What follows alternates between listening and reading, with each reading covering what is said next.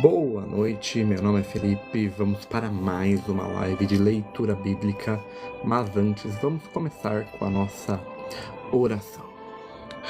Jesus, Pai querido, que o Senhor esteja presente do começo ao fim dessa leitura, que o Senhor traga para essa live todas as pessoas que precisam ouvir a sua palavra que se encontra em Mateus 5. Se for necessário, Espírito Santo, que o Senhor coloque em minha boca qualquer palavra para a explicação dessa passagem. Que o Senhor esteja conosco.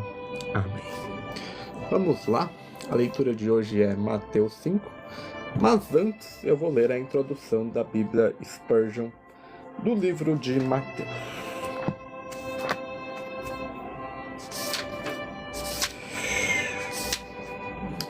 Evangelho segundo Mateus. Autor e período da escrita. Na maioria dos manuscritos, o título do primeiro livro do Novo Testamento é Evangelho segundo Mateus, apenas uma boa nova do grandioso trabalho que Jesus realizou através do seu Filho, o Senhor Jesus Cristo. Mas, em sua sabedoria, ele sabia que seriam necessários 4 homens diferentes para fazer com que as novas da salvação fossem conhecidas pelo mundo na forma escrita. Como a maioria dos livros da Bíblia, o nome do autor não é mencionado no Evangelho de Mateus, porém, desde o início, a tradição cristã confirma que o apóstolo Mateus é o autor desse evangelho, mas a tradição também afirma que ele foi escrito originalmente em hebreu ou aramaico. Papias, cerca de 65 a 150, no ano do Senhor, Mateus escreveu essas palavras, estudo do grego, grequilogia, na linguagem hebraica, mas todo mundo as traduziu na melhor maneira que podiam. A sua interpretação não é fácil e tem havido várias explicações. As visões mais recentes dos estudiosos é que o Evangelho não foi escrito por Mateus e não foi nem escrito em hebreu nem em aramaico. Eles acreditam que o escritor não era apóstolo e escreveu o Evangelho em grego, isto é, baseado em 2 fontes, no Evangelho de Marcos e na chamada fonte que só existe em teoria. O motivo da suposição é que o apóstolo Mateus não teria escrito esse evangelho e que não teria escrito esse evangelho. É que uma testemunha ocular não o faria dessa forma. Também é impensável que o apóstolo basearia seus escritos no trabalho de um não apóstolo como Marcos. Contudo, ambos os argumentos ignoram que a Sagrada Escritura, que as Escritas Sagradas foram escritas por homens inspirados pelo Espírito Santo, que os guiou em seus escritos, tanto em relação ao conteúdo quanto à forma, conforme 1 Coríntios 2, 13 e 14 e 2 Pedro 1, 21. Por outro lado, é possível que no início houvesse um conjunto de palavras de Jesus em aramaico, mas isto permanece em teoria, se não for confirmado por achados dos textos. Os escritos do Evangelho de Mateus geralmente são vistos como um original grego, e não como uma tradução. O nome do autor, Mateus, é listado em todos os registros de apóstolos em 7º ou 8º lugar. Mateus 10, 2, 24, Marcos 3, 16, 19, Lucas 6, 13, 16 e Atos 1, 13. Os 3 evangelhos sinóticos, assim chamados devido à similaridade, nos contam sobre seu chamado: Mateus 9, 9, Marcos 2, 14 e Lucas 5, 27, enquanto nessa ocasião Lucas o chama de Levi, o cobrador de impostos, e Marcos, Levi, o filho de Alfeu, ele é chamado de Mateus somente em seu evangelho. Outro fato digno de observação é que só ele é chamado de Mateus, o publicano, na listagem de seu livro, no capítulo 10, versículo 3. O nome de Mateus pode ser rastreado até o nome hebraico Matija, Matanja ou Matatai, os quais possuem o mesmo significado, presente de Deus.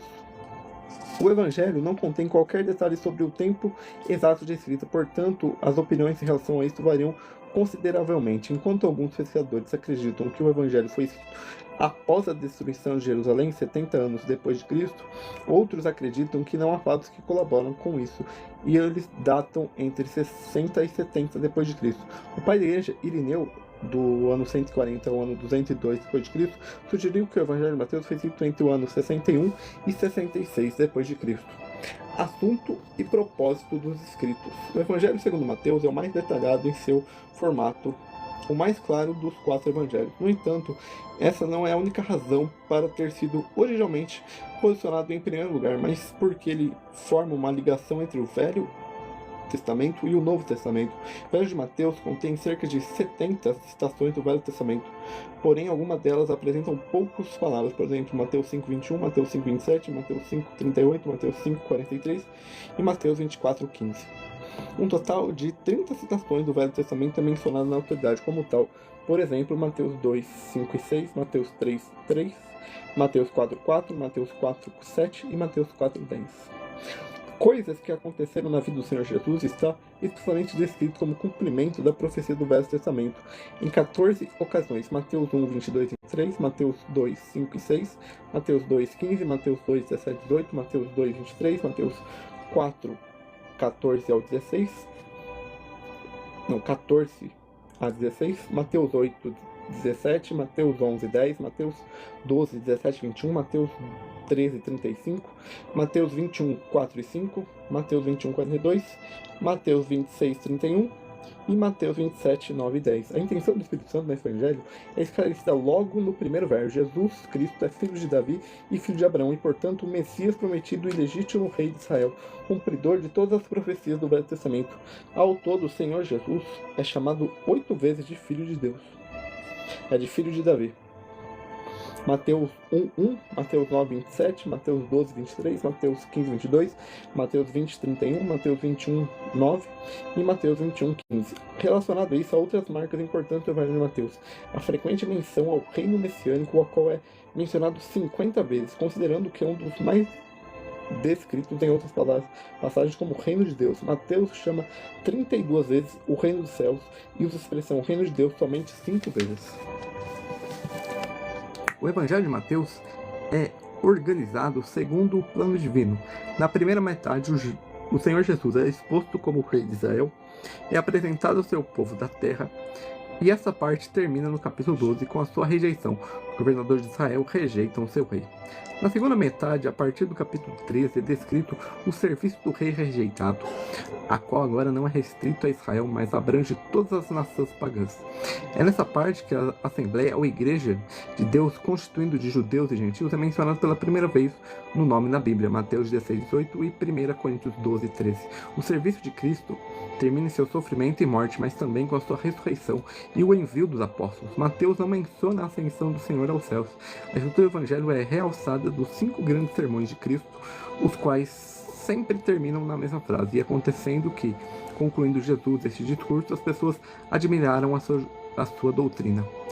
No chamado Sermão do Monte, de Mateus 5, 6 e 7, o Senhor proclama os princípios do reino dos céus. Quando envia os 12 para o povo de Israel, o Senhor instrui que ao seu serviço sejam seus embaixadores, Mateus 10 e Mateus 11, versículo 1.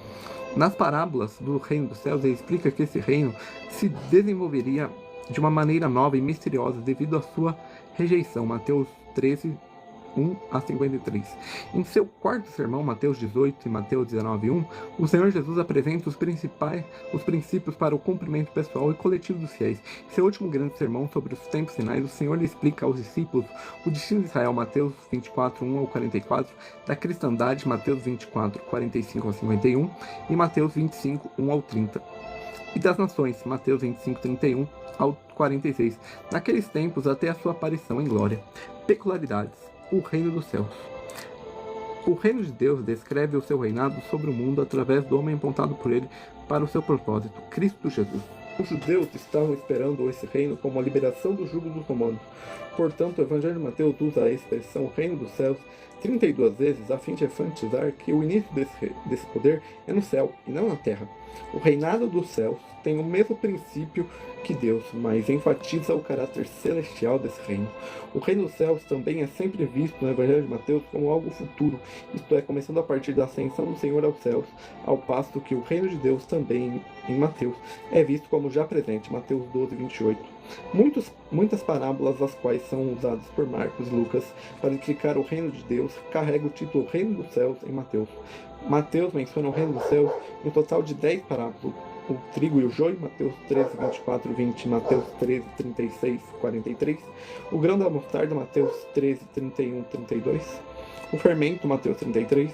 O tesouro no campo, Mateus 13, 44.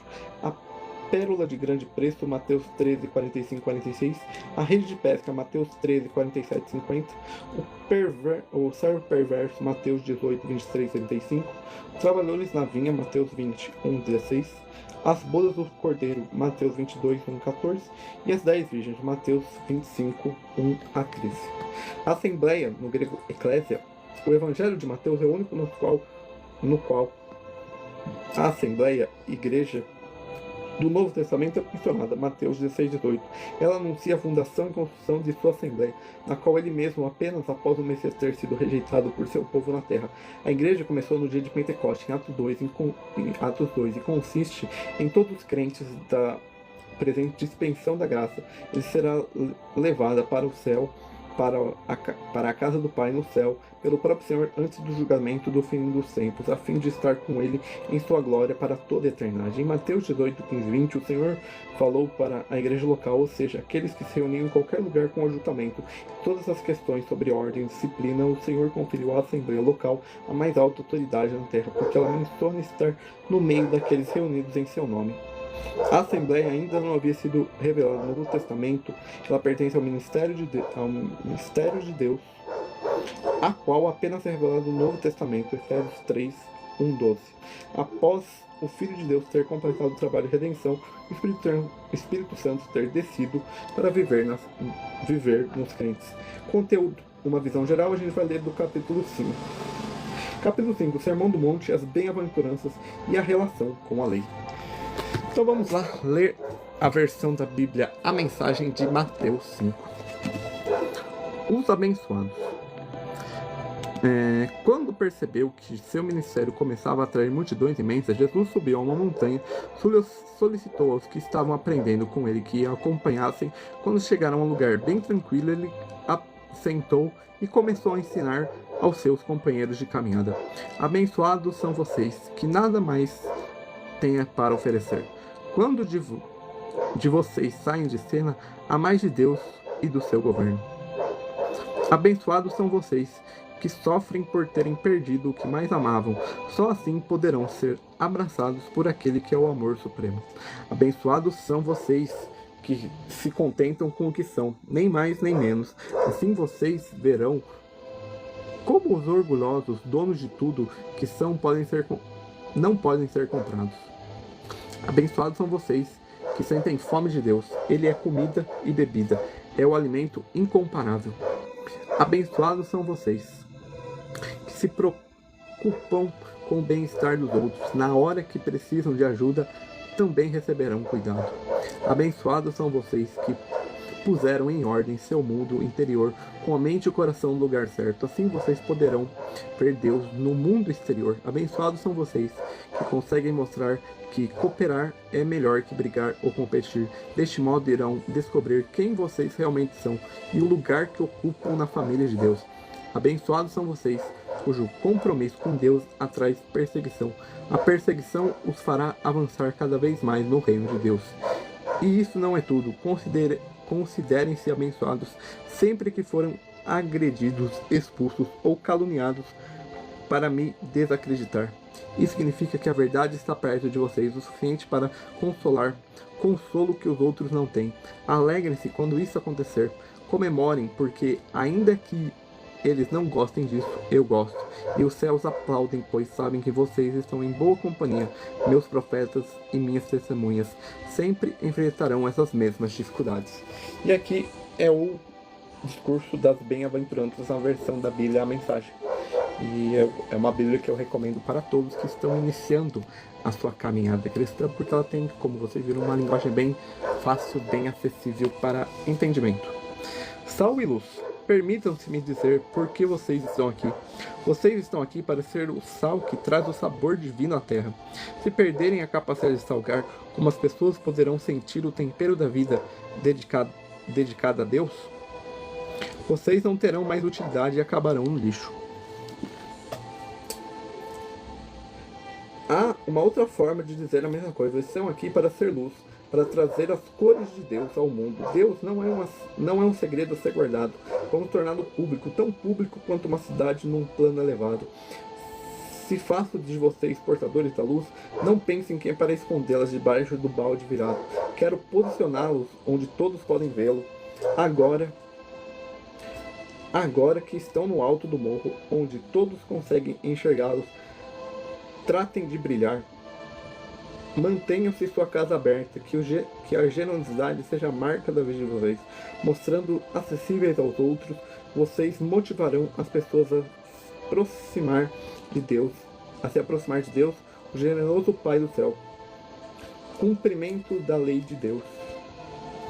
Não pensam que nem por um instante que eu vim anular as Escrituras, a lei de Deus ou os profetas. Estou aqui para anular. Não estou aqui para anular, mas para cumprir.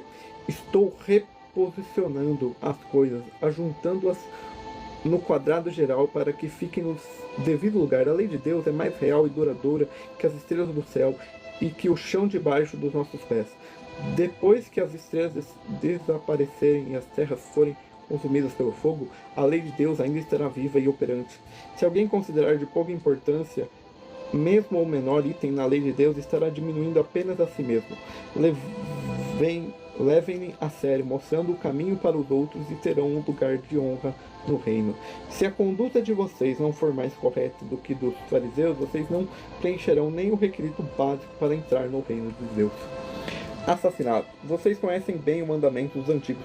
Não matarás, pois afirmo que qualquer que guarde rancor de um irmão é culpado de assassinato.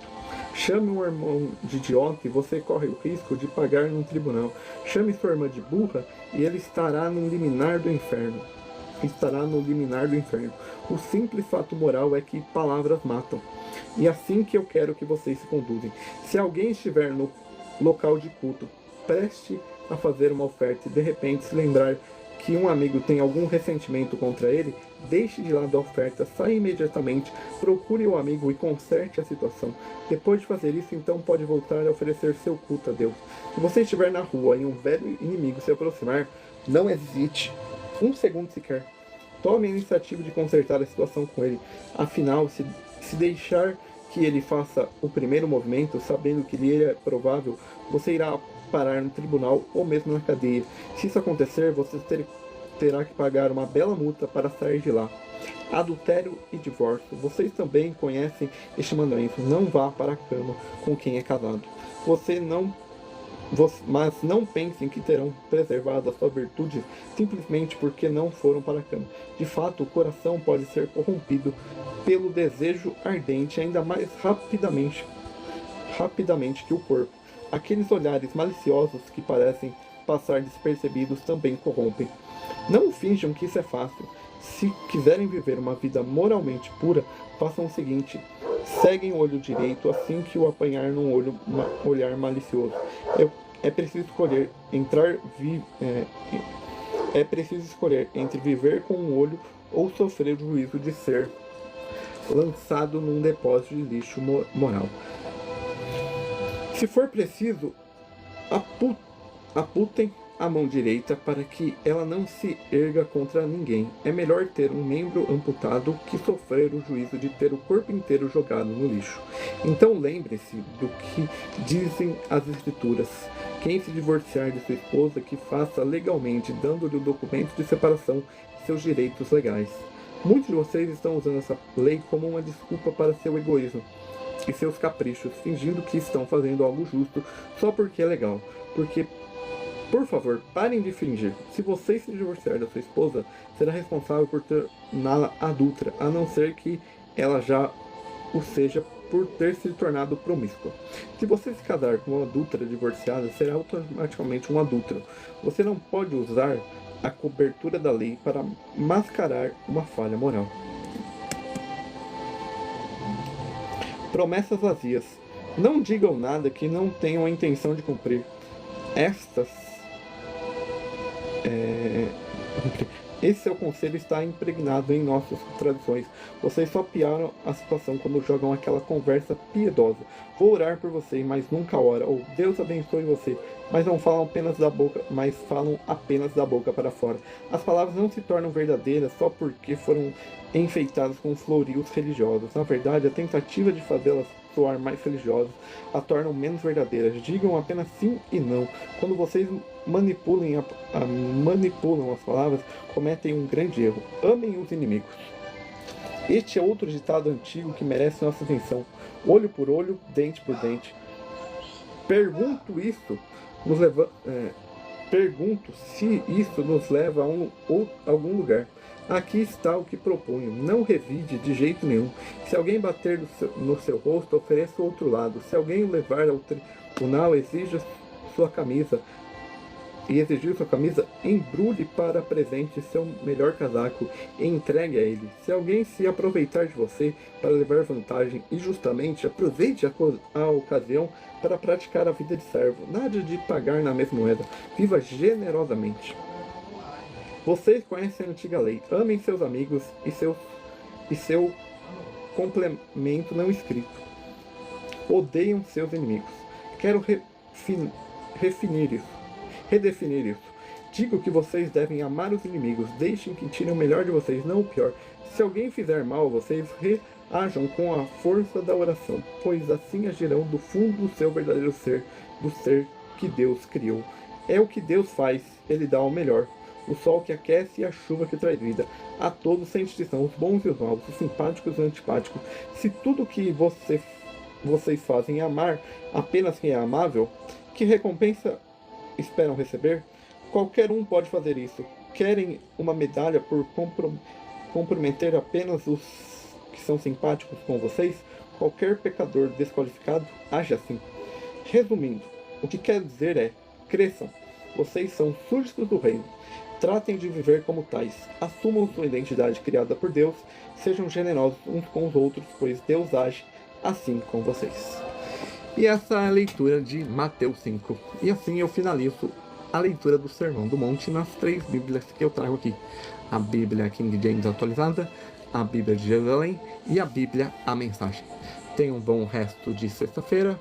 Amanhã começa a retrospectiva de 2025. Então no Instagram eu vou trazer a leitura do Salmo 143.